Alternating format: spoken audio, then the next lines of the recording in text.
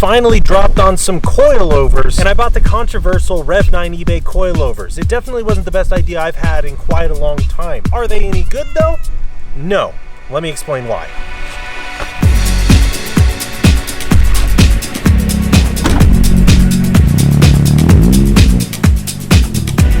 I need to interrupt really quick to let you know that these REV9 coilovers were so bad I never even actually got to drive on them. I kind of got scammed out of my money, and what the car is sitting on right now is not even the REV9s.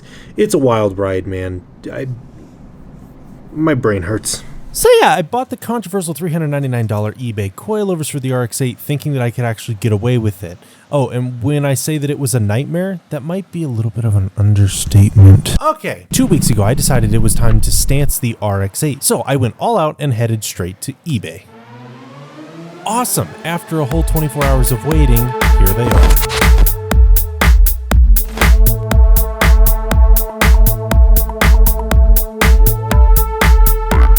These are REV9 coilovers from eBay. $399 is what they cost, which is insanely cheap, by the way. If you aren't familiar, normal coilover setups are anywhere from like $1,000 to $3,000 on average. Although there isn't actually much on REV9 at all. In fact, there was this one review I found where the dude said that he shock blew within a couple of days and he couldn't get a refund. And there I was thinking to myself, okay, but I know what I'm doing. Well, here they are, everyone.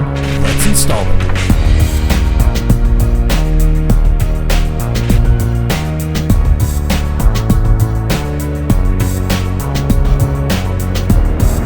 After putting a couple more hours in and realizing that this car has a slow oil leak, here's all the problems that I found with these coilovers. Number one, the top plates don't actually sit flush up against the chassis just because the top hat is too wide and too tall to even fit up in the car. Number two, the bottom shock mount is super loose.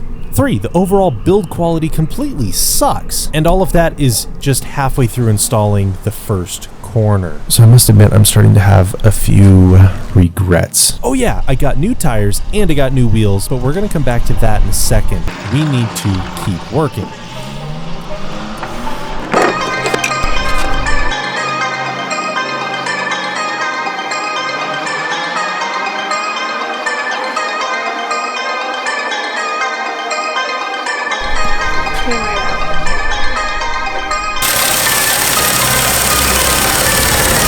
Bolt for the bottom shock tower, and we totally demolished the threads on it, but Lowe's Auto Parts came through, so it'll do for now.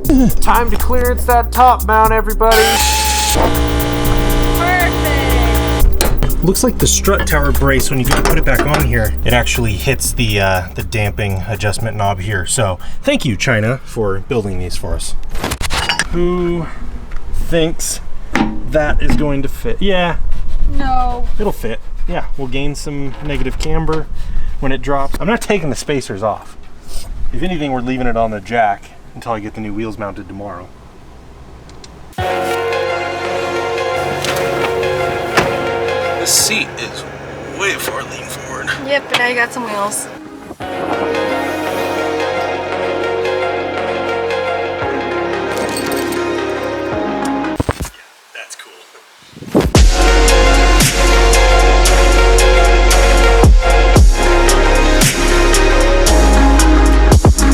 It has been a few days since I last filmed. We've actually had tons of issues and things come up. Let's talk about that. Wheel reveal done. Now you know what they look like. I don't have to try and hide them for the rest of the video. This looks great. I mean, that fitment right there is just perfect. It's absolutely awesome. Problem is, that right there is how it actually sits. It's just that it's a little bit too low for drift car. You know, when we're at full lock, it's just gonna be eating up the fenders. I'm not really about that super low life anymore, especially on this car. The front coilovers, however, are completely minned out as tall as they can be, pretty much. The backs are completely maxed out as low as they can be. So far, these eBay coilovers are definitely not worth it. Should have gotten something better. So in order to get a little bit more height out of this, what we've done is actually move this down to where there's only like 3/4 of an inch here. It looks like 4 3/8. Moment of truth, here we go. Woo! Wait. Now, big bump. Yeah. Okay, I get it, but we're gonna fender roll it. So that'll help a little bit. So if you remember, the rear coilovers had a 3-inch gap and it was basically maxed out. The first idea was to chop this so that the spring perches could come a little bit lower. I decided before I went through that hassle, because it's pretty thick, that I was going to test it. And to simulate cutting all of this off, I basically put this back on to 0.75 inch to let the spring droop. And when the spring droops, that means that I have this much more lowness, except that I realized the bump stop is right here. All this is just a loose spring. It literally won't properly droop, and I'm going to have no way to actually get the car any lower. So we're over a week into this project. I've still got a good 1.5 inches right there, but that's as low as they can go, and the springs are drooping. Now for the front, I actually had these sitting really nicely. They're totally maxed out on height. However, once it settled, those actually did dip down a little bit more. The spring's compressed and it's tucking again. So I think at this point, I'm just going to try and submit for a return. I know. The Megan Racing coilovers, which I run Megan's on the Miata, that's what I bought for the 260Z. So I'm pretty sure that those are gonna be a good brand, and apparently they drop lower than these do. So that should be okay. Problem is, will I get my money back on eBay? I don't know. Will I even get a return label is the problem.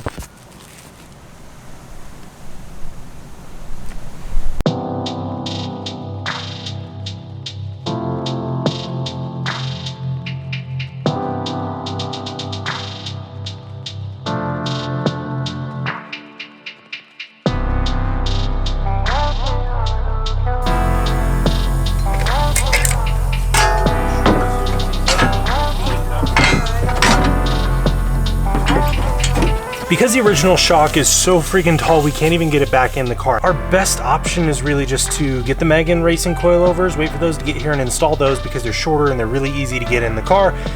And then once those are installed, the car's all done and dropped, then we can worry about returning the green eBay junk ones and not even have to put these original super tall shocks with the lowering springs back in. My biggest worry right now is if they'll even take these back because we installed them. So not that we drove or anything, but I'm done for tonight. This is just dumb. So dumb.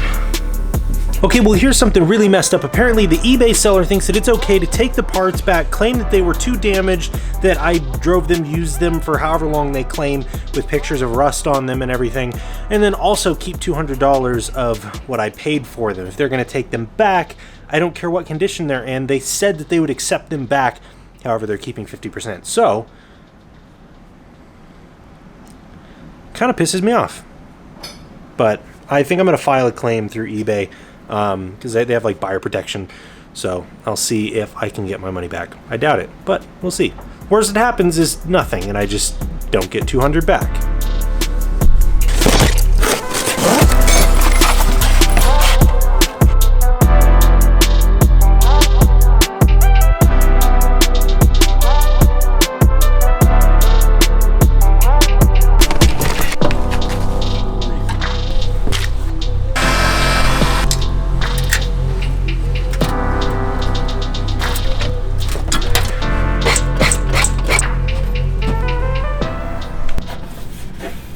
The Megan Racing set is here. Fingers crossed. Let's do this!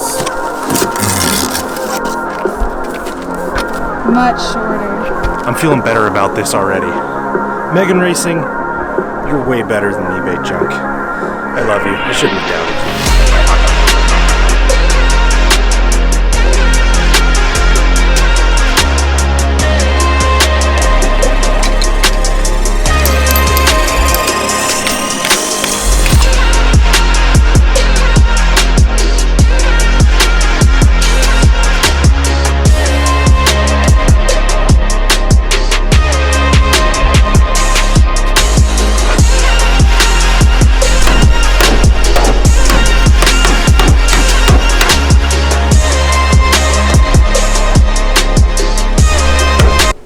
Whoa. Yo! You know not what? that kind of dangerous. It's still danger. And the cool part about the Megan Racing coilovers is we can actually lower it.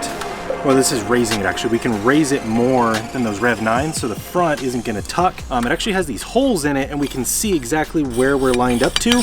So I know the ride height, and I don't have to adjust any of this once the car is all finished up. So we're literally just going to adjust to the perfect ride height, drop the car, and we'll know it's going to be where it should be because we've already done the measurements, which is really cool.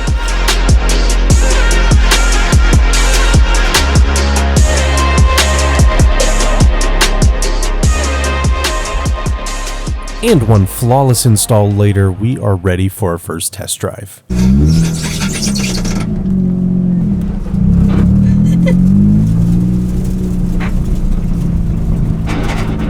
Okay.